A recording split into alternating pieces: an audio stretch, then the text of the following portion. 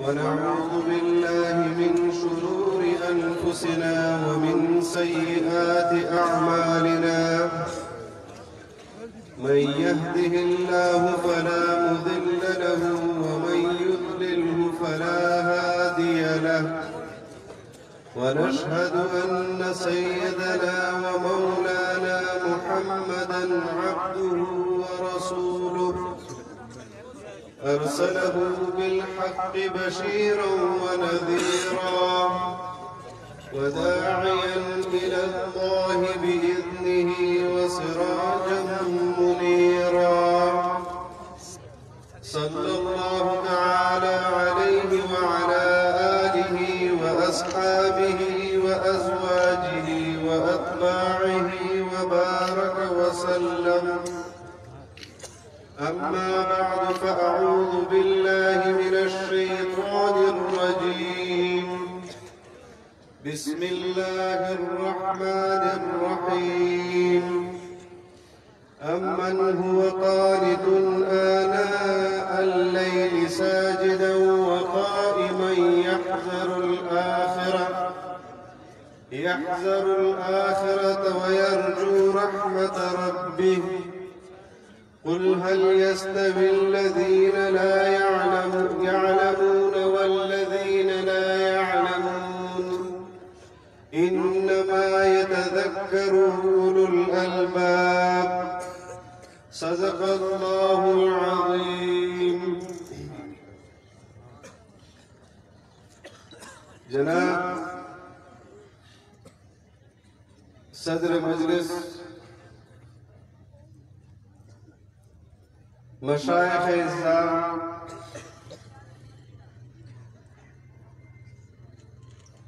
جامعہ کے اساتذہ کرام،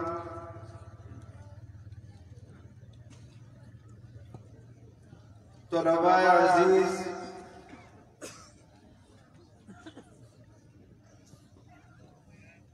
وادی مہران کے غیرت مند اور جرت مند مسلمان بھائیوں،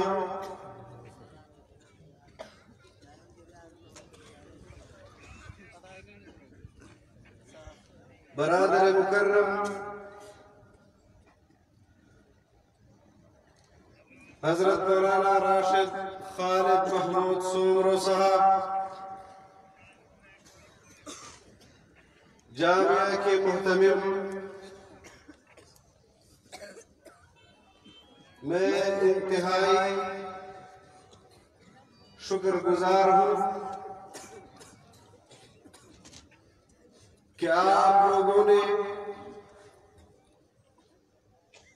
آج اس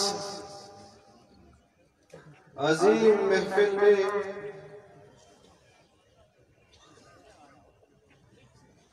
جو تکمیل تحصیل علم کی مجلس ہے، تکمیل ختم بخاری کی مجلس ہے، حفاظ کرام کا قرآن کریم حفظ کرنے کی مجلس ہے، آج اس مجلس میں ان طلباء کرام کو دستار فضیلت کی جائے گی کہ جنہوں نے اپنی جوانی کا 8 سالہ دور اللہ کے لیے تحصیل علم کے لیے وقف کیا، آج ان کی نسبت براہ راست جناب نبی کریم صلی اللہ علیہ وسلم سے ہوتے ہوئے اللہ رب العزت کے ساتھ جا مل رہی ہے۔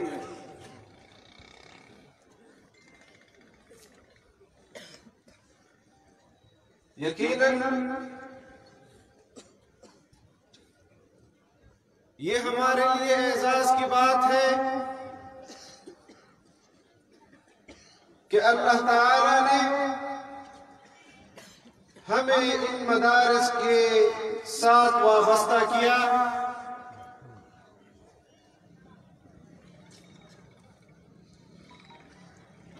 یہ اللہ کی طرف سے انعام ہے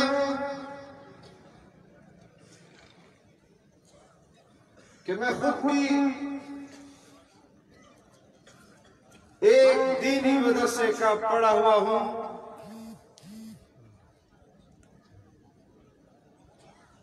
میرے بھائی بھی اسی دینی مدرسے سے پڑھے ہوئے ہیں اور اس سال بھی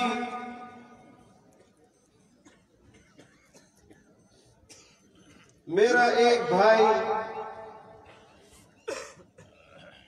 جس کی دستار فضیلت ہوئی اور جس نے تکمیل بخاری اس سال مکمل کیا،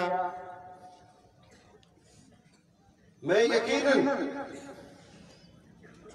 ان طلباء کے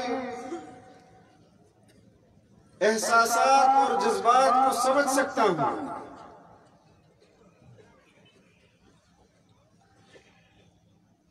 کہ جو خوشی وہ محسوس کر رہے ہیں ان کے اساتذہ کرام محسوس کر رہے ہیں،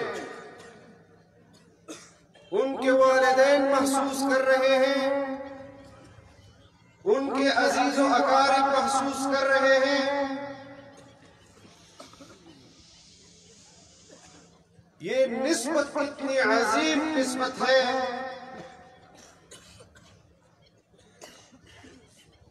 کہ اس کی نسبت کا اندازہ آپ اپنی سند سے لگا سکتے ہیں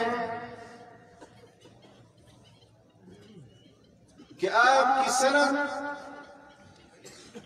رسول اللہ تک پہنچتی ہے اور اللہ تک پہنچتی ہے.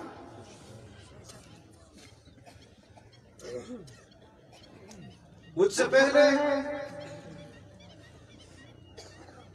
ہمارے جماعت کے ذمہ دار ساتھیوں نے مدارس کے حوالے سے، مدارس کے کردار کے حوالے سے بات کی. کچھ ساتھیوں نے تحفظات کا اظہار کیا، کچھ ساتھیوں نے خدشات کا اظہار کیا، کچھ ساتھیوں نے مدارس کی فضیلت بیان کی. یقیناً ان تمام حضرات نے مدارس کے حوالے سے مختلف پہلوؤں پر اپنی رائے کا اظہار کیا. آج بھی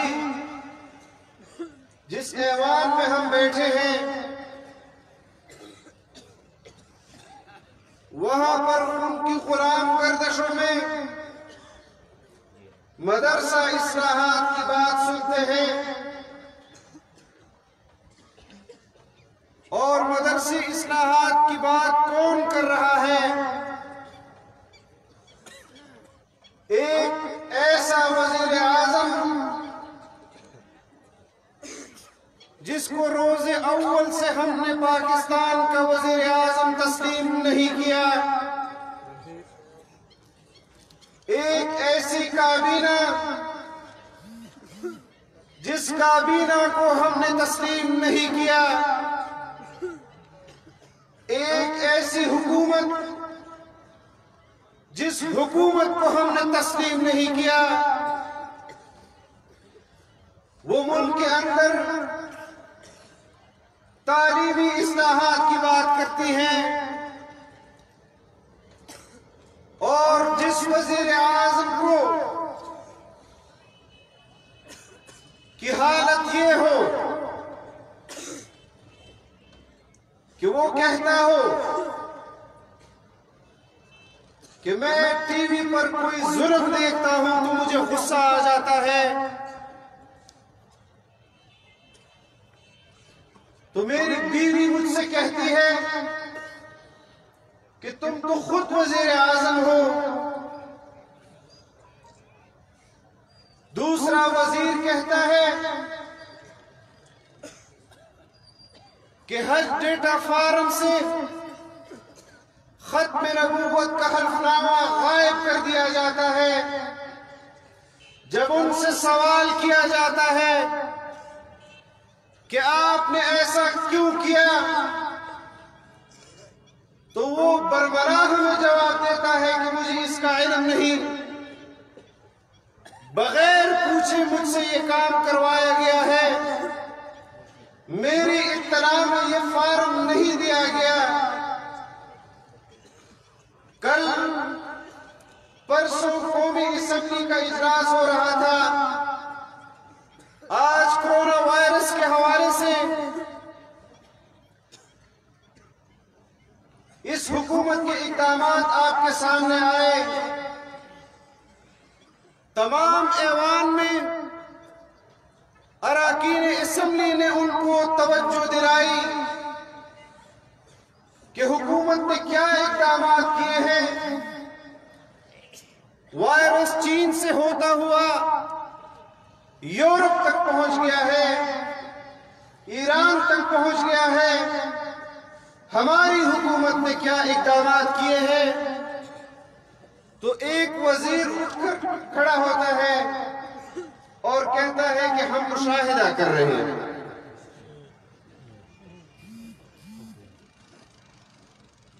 وزیر اعظم کو قوم کی حالت کا پتہ چلتا ہے تو ٹی وی سے چلتا ہے. وزیر اعظم کے وزیر کو ختم نبوت کے حلفنامے کا پتہ چلتا ہے تو سوشل میڈیا سے چلتا ہے. وزیر اعظم کے وزیر کو کورونا وائرس کے حوالے سے توجہ دلائی جاتی ہے تو وہ جواب دیتا ہے ہم مشاہدہ کر رہے ہیں. ہم اعصاب پر اس چیز کو سوار نہیں کرنا چاہتے کہ قوم خوف و ہراس میں مبتلا ہو جائے. اور اجلاس ختم ہونے کے بعد چند ہی گھنٹوں میں قومی سلامتی کونسل کا اجلاس بلایا جاتا ہے اور حکومت حکم نامہ جاری کرتی ہے کہ تمام تعلیمی ادارے بند کر دیے. میرے محترم دوستو, اس قسم کی حکومت آج ہم پر مسلط ہے.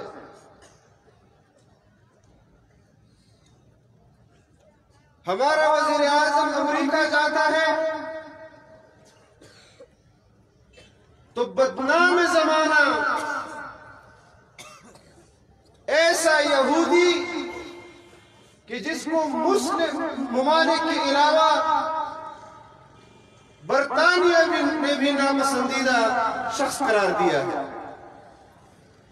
جس کا نام جارج سوروز ہے, اس سے ملاقات کرتا ہے اور وہ اس کو آفر کرتا ہے کہ میں پاکستان کی معاونت کر سکتا ہوں دو چیزوں میں.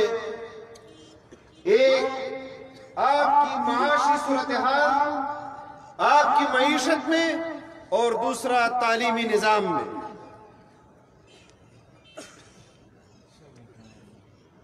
تعاون کون سا شخص کروا رہا ہے؟ جس کا نام جارج سوروز ہے. خود گولڈ سمتھ کا داماد ہے.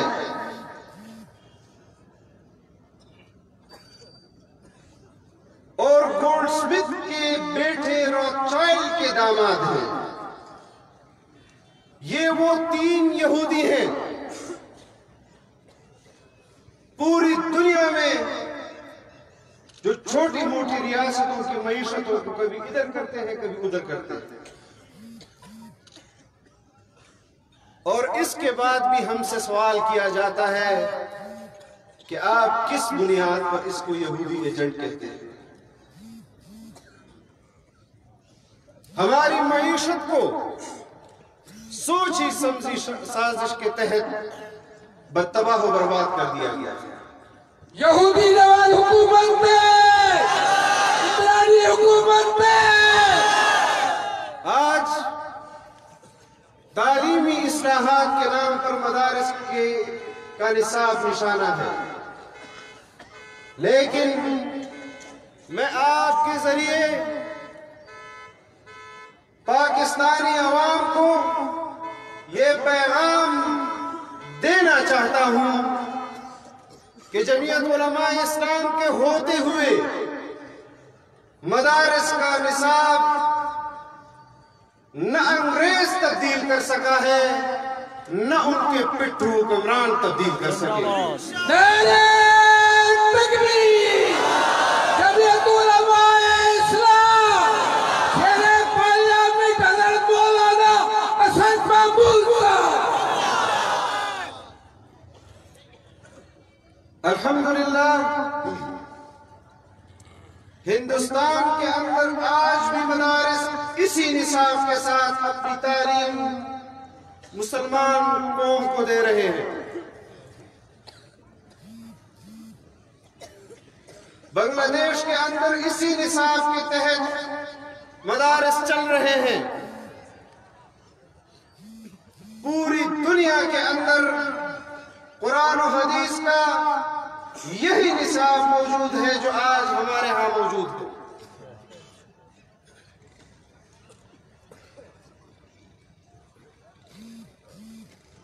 شاہ کی وفاداری میں شاہ سے آگے نہ بڑھو.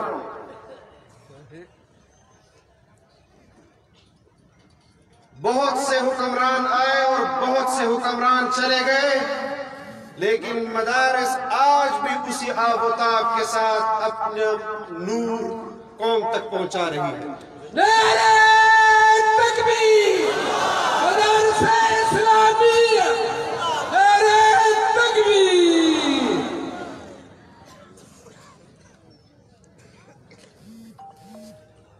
میرے محترم دوستوں،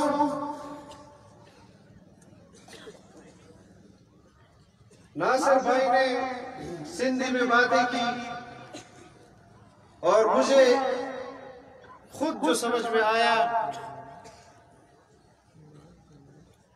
کہ وہ تقابل کر رہے ہیں مدارس کا اور کالجز کا.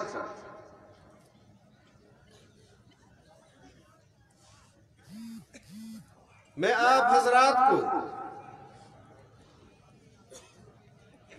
واضح طور پر یہ بتانا چاہتا ہوں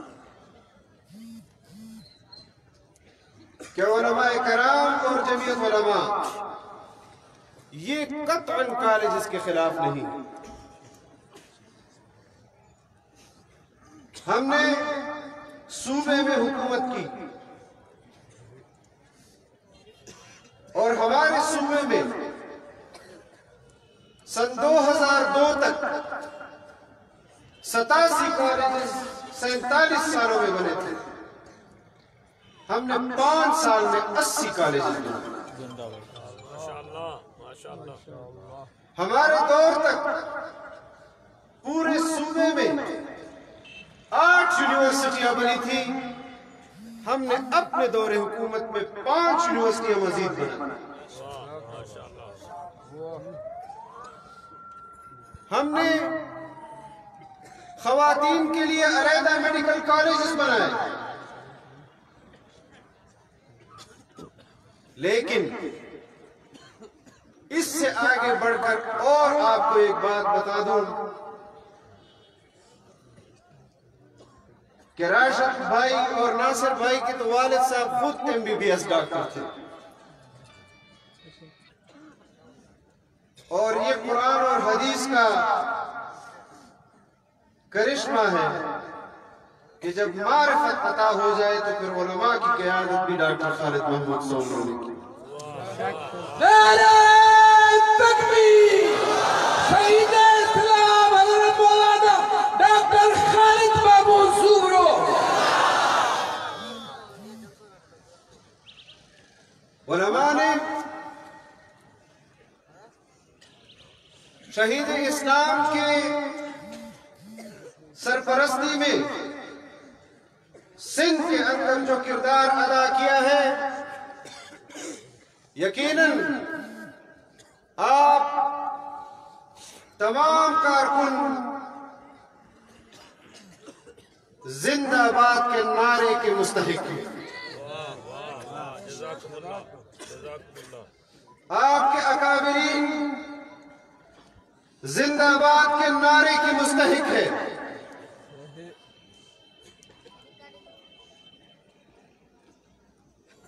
آج بھی جمعیت علماء گزشتہ 10 سال سے تو میں مشاہدہ کر رہا ہوں کہ ملک کی سطح پر جمعیت علماء اگر اپنے کسی پروگرام کا آغاز کرتی ہے تو ابتدا وادی مہران باب الاسلام سے کرتی ہے،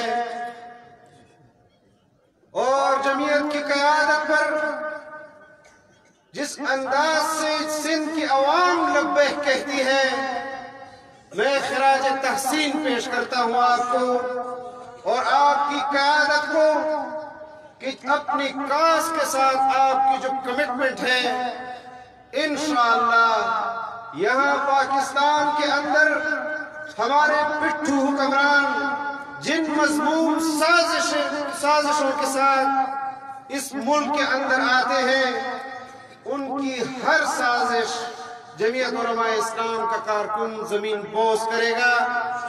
یہ ملک اسلام کے نام پر بنا، اس ملک کو 70 سالوں سے سیکولر سٹیٹ بنانے کی کوشش کی جا رہی ہے، اس ملک کو بیرا روی کی طرف لے جانے کی کوشش کی جا رہی ہے، اور سن 2019 میں عورت مارچ کیا گیا۔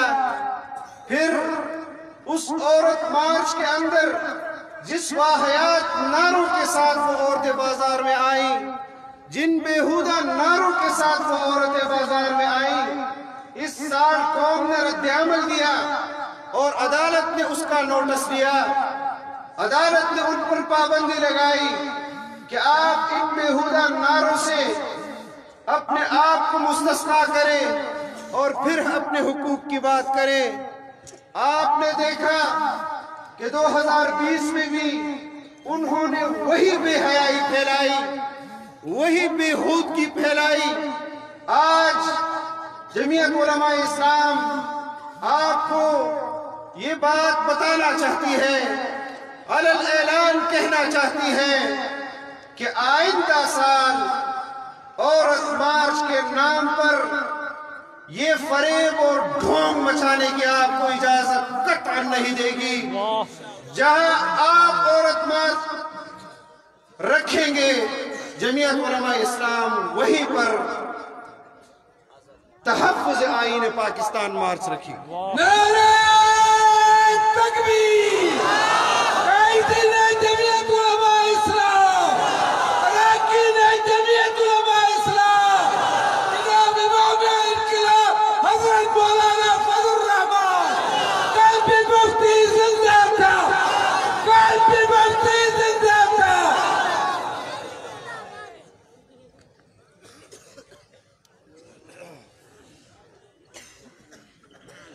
پاکستان پیپلز پارٹی کی قیادت نے کہا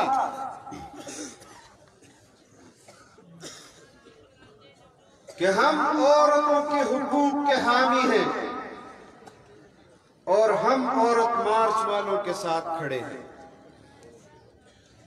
ہم نے ان سے کہا حق کو واضح کرو، وہ کون سا حق ہے جو اسلام نے خواتین کو دیا ہے اور ہمارے آئین نے نہیں دیا؟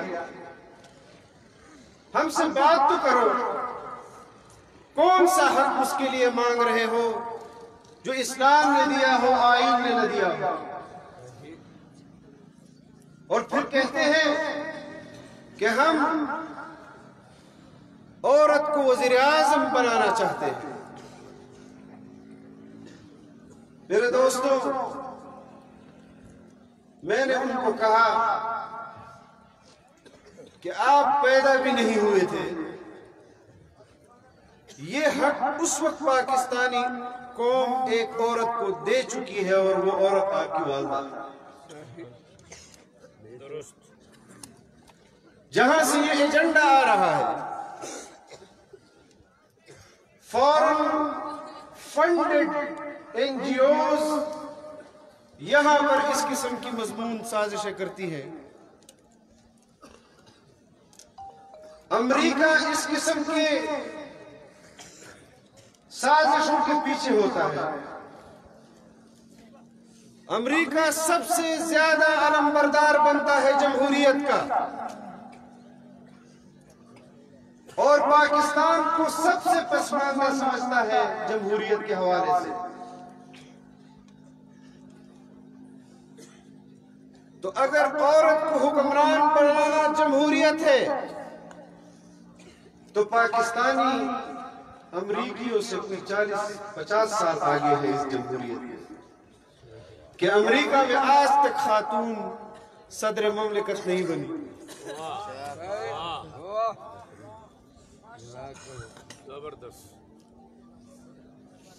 ان نعروں سے فقط قوم کو فریب دیا جا رہا ہے.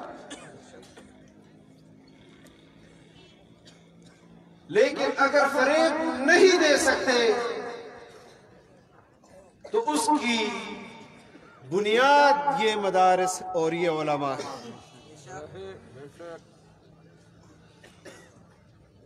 اور اسی لیے وہ اصلاحات کے نام پر مدارس کے اثر کو ختم کرنا چاہتے ہیں. معاشرے کے اندر یہ مدارس کو ہی ختم کرنا چاہتے ہیں. لیکن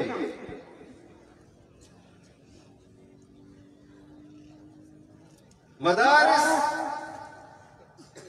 انگریز کی خواہش بھی تھی. انگریز نے بھی اس کے مقابلے میں دوسرے تعلیمی نظام متعارف کروائے لیکن مدارس کے اثر و رسوخ کو ختم نہیں کر سکتے.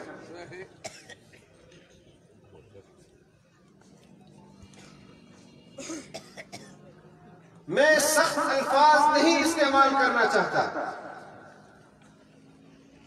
لیکن کیا یہ فریب نہیں ہے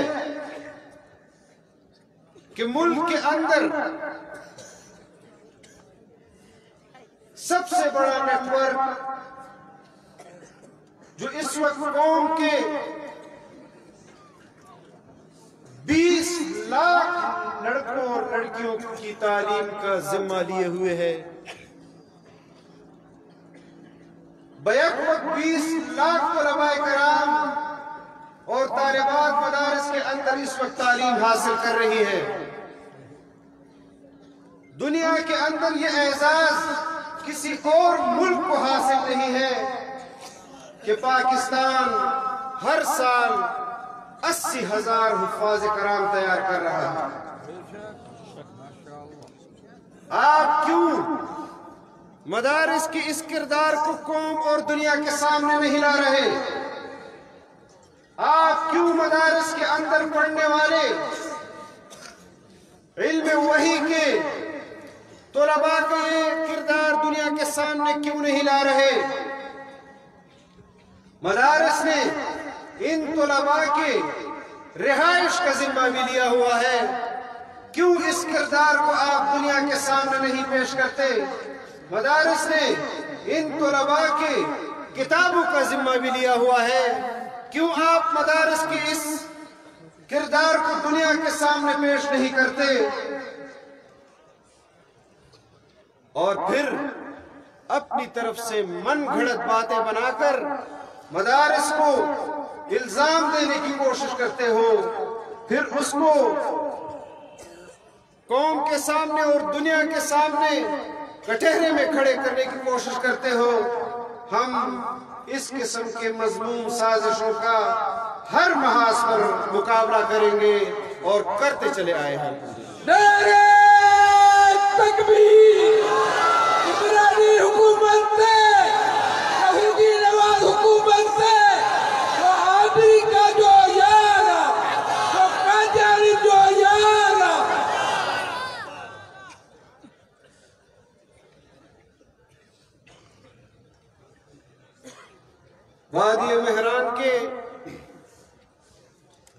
غیور مسلمان بھائیوں،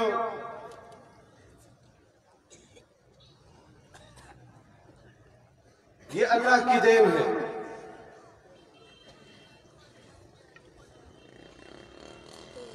کہ حضرت مفتی صاحب نے سیاسی محاذ پر علماء کی سرپرستی میں قوم کے حقوق کے حوالے سے، ریاست کی ذمہ داریوں کے حوالے سے جو علم بلند کیا تھا، اس کردار کو آج بھی جمعیت علماء زندہ رکھے ہوئے ہے۔ آج بھی آپ کی سیاسی محاذ پر رہنمائی کر رہی ہے، لیکن اس بار سندھ کے اندر جمعیت علماء نے جس احساس ذمہ داری کا اظہار کیا ہے، جو کردار جمعیت علماء سندھ نے ادا کیا ہے، میں آپ کی توجہ دلانا چاہتا ہوں کہ اب آپ اس سطح پر پہنچ گئے ہیں کہ آپ بہت سے لوگوں کی آنکھوں میں کھٹک رہے ہیں۔ آج آپ نے اپنی صفوں کو منظم کرنا ہے، آج آپ نے اپنی صفوں سے سازشی عناصر کو باہر پھینکنا ہے، ان کو بتانا ہے کہ جمعیت علماء اسلام کسی شخصیت کا عزم نہیں چاہتی، جمعیت علماء اسلام کوئی روایتی جماعت نہیں ہے۔ جمعیت علماء اسلام اگر اس روئے زمین پر کوئی نظام چاہتی ہے تو وہ خدا کی زمین پر خدا کا نظام ہے، دوسرا کوئی نظام جمعیت علماء اسلام نہیں چاہتا۔ نعرہ تکبیر! جمعیت علماء اسلام، عالم اسلام جو عظیم رہنما حضرت مولانا احمد الرحمن، امام انقلاب مولانا احمد الرحمن، قلبی مفتی زندہ تھا، قلبی مفتی زندہ تھا۔ جو لوگ امریکہ اور مغرب کے لیے فارن فنڈنگ کی بنیاد پر ان کے لیے یہاں نوکری کرتے ہیں، ہم دعویٰ کرتے ہیں کہ آپ یہودی ایجنٹ ہیں، اور آپ اس دعوے کو غلط ثابت کریں۔ آپ کے خلاف جو فارن فنڈنگ کا کیس اس وقت کورٹ میں موجود ہے، الیکشن کمیشن آف پاکستان میں موجود ہے، اس کو کھولیں۔ اگر اس میں آپ کو یہودیوں اور ہندوستانیوں نے فنڈنگ نہ کی ہو تو پھر آپ یہودی ایجنٹ نہیں ہیں۔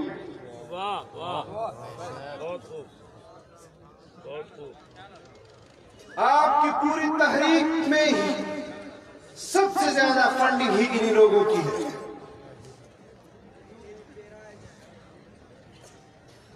اور آپ سے پہلے بھی بہت سارے لوگ آئے اور چلے گئے۔ افغانستان کے اندر بھی امریکہ براہ راست آیا، افغانستان کو قبضہ کرنے کی کوشش کی، لیکن افغان قوم نے امریکہ جارحیت کا مقابلہ کیا اور بالآخر امریکہ بھاگنے کے لیے معاہدہ کر کے ان کے گھٹنوں میں بیٹھ گئے۔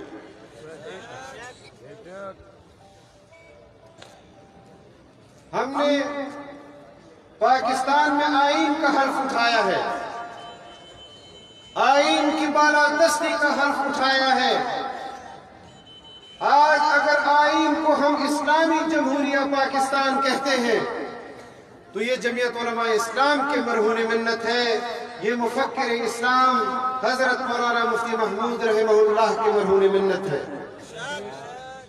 اور ہم نے اگر اس ملک کے آئین کو اسلامی بنایا تو ہم پہاڑوں میں نہیں گئے، ہم مورچوں میں نہیں بیٹھے، ہم نے بندوق نہیں اٹھایا، بلکہ ہم عوام کے پاس گئے ہیں اور عوام کی تائید لے کر قومی اسمبلی کے اندر گئے ہیں اور وہاں پر ہم نے اپنے آئین کو اسلامی بنانے کی کوشش کی.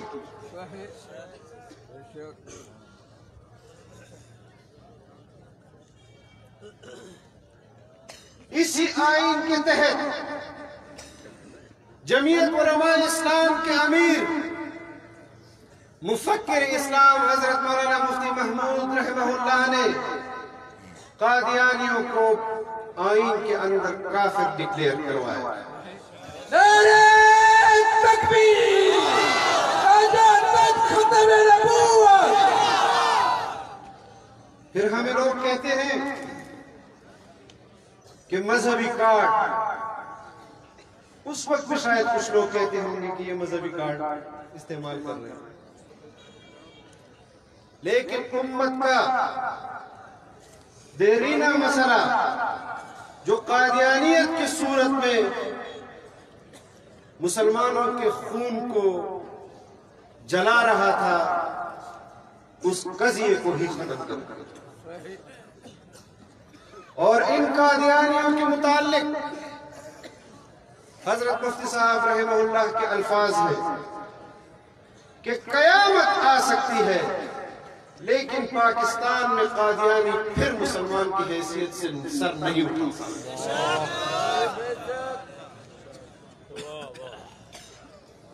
آج بھی اگر اس آئین میں اسلامی دفاع کی جنگ کوئی لڑ رہا ہے تو وہ جمعیت علماء اسلام ہے. نعرہ تکبیر، جمعیت علماء اسلام.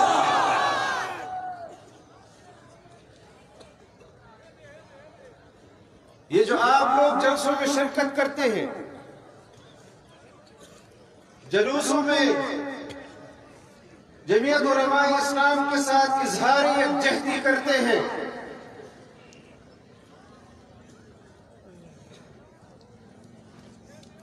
اور دنیا تک اپنی آواز پہنچاتے ہیں، میرے دوستوں اور بھائیوں یہ کوئی کم کام نہیں ہے.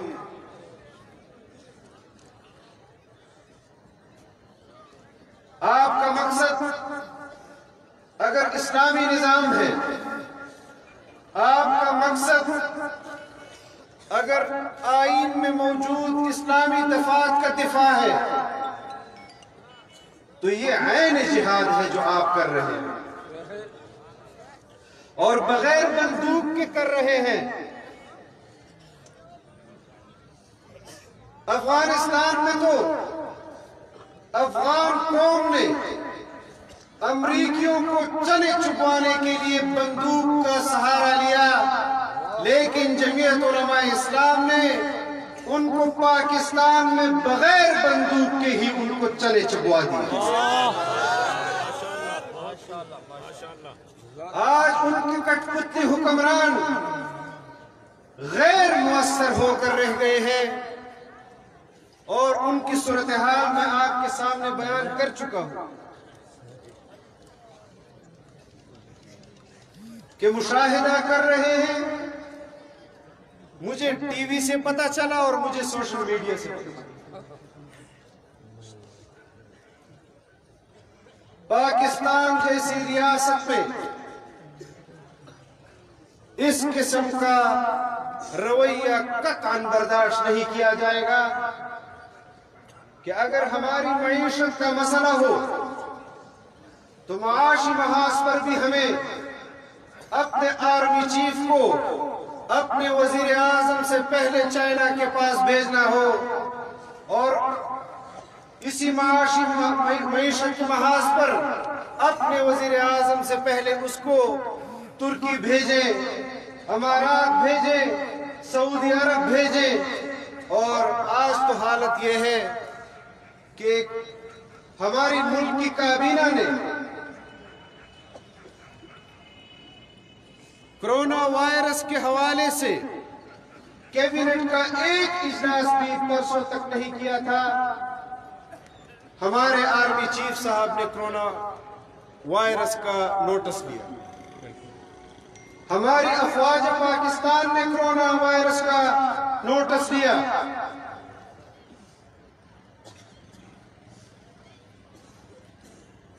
ایسی حکومت ہم پر مسلط ہے کہ قوم تو پریشان ہے، لانے والے اس سے زیادہ پریشان ہیں۔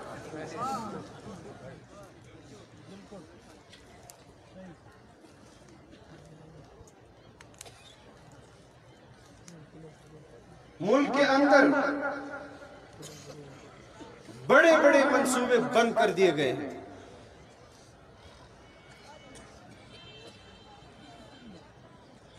وہ منصوبے جس نے پاکستان کی معیشت کو اوپر اٹھانا تھا، آج چین کی حکومت معذرت خواہ ہے کہ ہم ان منصوبوں کو اس ماحول میں آگے بڑھانے کے لیے تیار نہیں، عدم اعتماد کا اظہار کر رہی ہے۔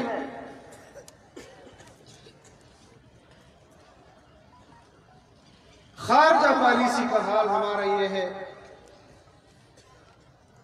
کہ اگر ہم کسی ایک ریاست کے سربراہ کو بلاتے ہیں تو دوسری ریاست کا سربراہ ہم سے خفا ہوتا ہے۔